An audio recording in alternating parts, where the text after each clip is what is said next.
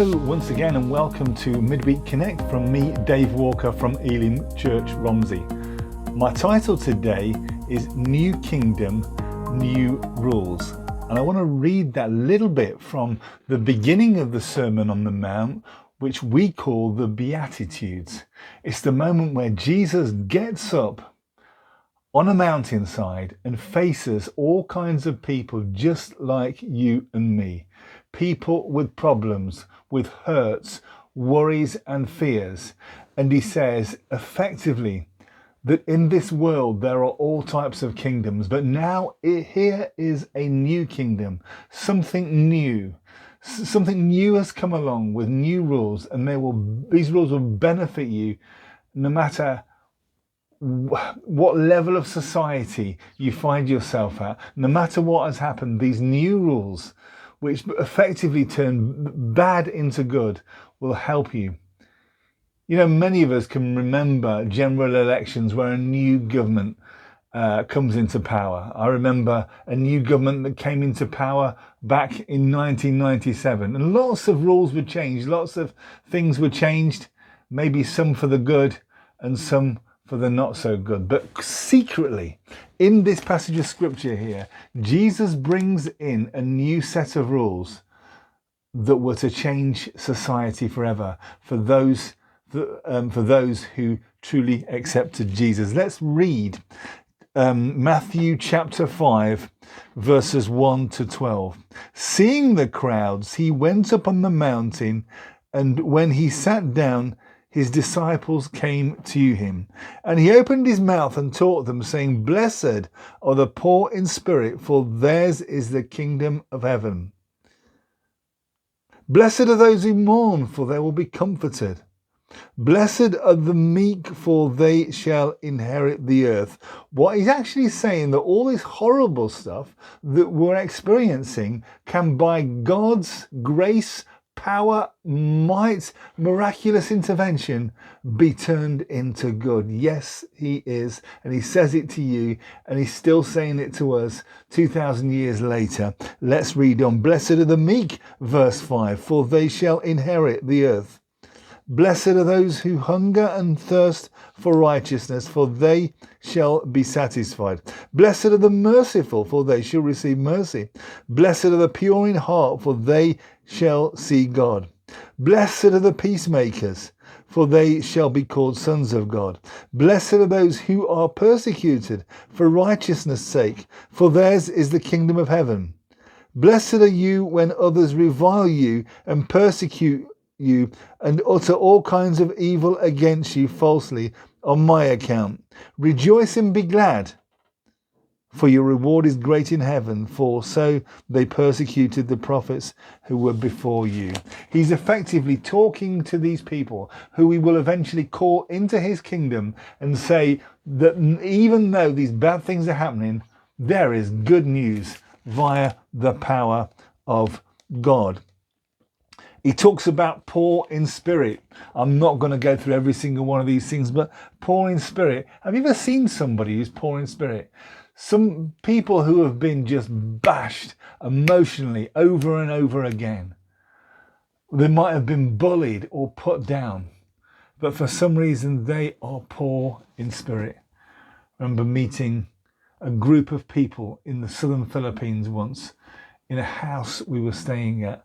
Amazing Christians who didn't have much in terms of worldly goods, but just used to pray with such joy on their faces in the morning, incessantly in early hour prayer meetings, and would yell out in praise to God and yell out in supplication to God for God to do something in their lives or meet their needs. And I remember thinking to myself, my gosh, I have got more than they have in terms of material possessions, yet I don't seem to have the joy. Something was missing. Well, maybe they had a greater connection, and maybe they realized what God was doing in the midst of all the negatives, that he was a God who could bring positives, like in this situation as well. Verse 5, blessed are the meek.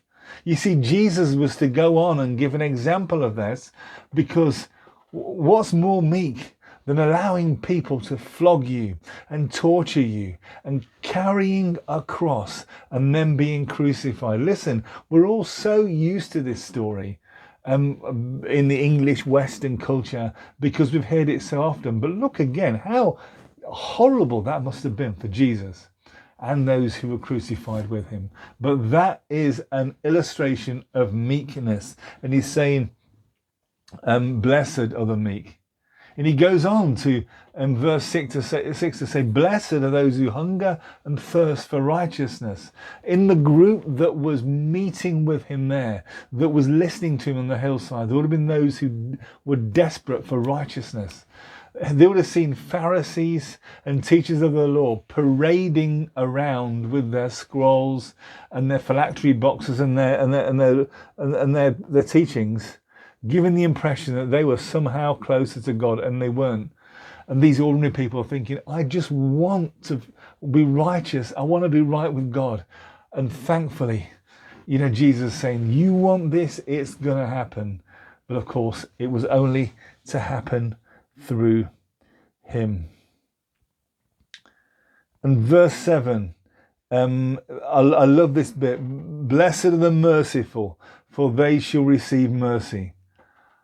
I think sometimes a lot of Christians aren't merciful, and we talk out and we fall out with our neighbours over this, and we write letters to the doctors, and just literally not giving anybody an ounce of mercy, even though we've been given mercy. Come on, guys, let's just look at our lives again, and let's be lavish with mercy. Let's forgive people. Let's talk well of people who have done wrong to us, and let's look to restore people as God has restored us.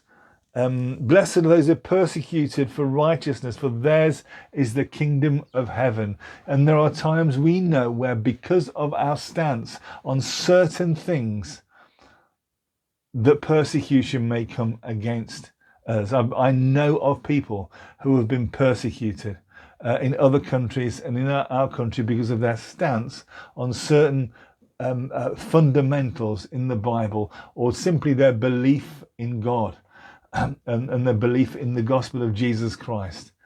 And Jesus saying, even though this happens, the Spirit will always turn a negative into a positive. So maybe you're here today and you're similar. You might be a Christian, you might not be, but you're similar to the people who sat on the mountain to listen to the sermon. And maybe you are poor in spirit. Maybe you are mourning that you've lost somebody and your world has fallen apart and you are desperately bereaved. Maybe you are meek. Maybe you hunger for righteousness. Maybe you're faced with a situation where you need to be merciful and you need mercy yourself. You're probably just pure in heart. Maybe you're faced with a situation where you need to make peace. Jesus said, blessed are the peacemakers. And of course, all these benefits come through not just reading this, but through just knowing its author. Jesus Christ is real. He died on the cross for you to pay the price so that you can go to heaven, and you can know him in this life. Even if you're you might be seen by the world as pitiful, poor, and rubbish and not important, but Jesus wants a relationship with you, and he wants to look at you right now as a Christian, or not as a Christian, but preferably as a Christian, because salvation is the most important thing. But he wants to look at you and turn these negatives into positives. You could have been a Christian for 20, 30, 40, 50 years, but you could have fallen back on the old ways of just dealing with situations. Give your negatives to God. Help him to turn them into positives. He is a miraculous God, and he can work in your life in those situations again, today, tomorrow, and always. Believe that Jesus Christ is real. Thank you for listening. Come and join us at Elim Church Romsey, Middlebridge Street, Romsey, every Sunday morning, 10:30 a.m. We have children's work out the back as well, and refreshments afterwards. God bless you, and thank you for listening to Midweek Connect from Elim Church Romsey today. Thank you.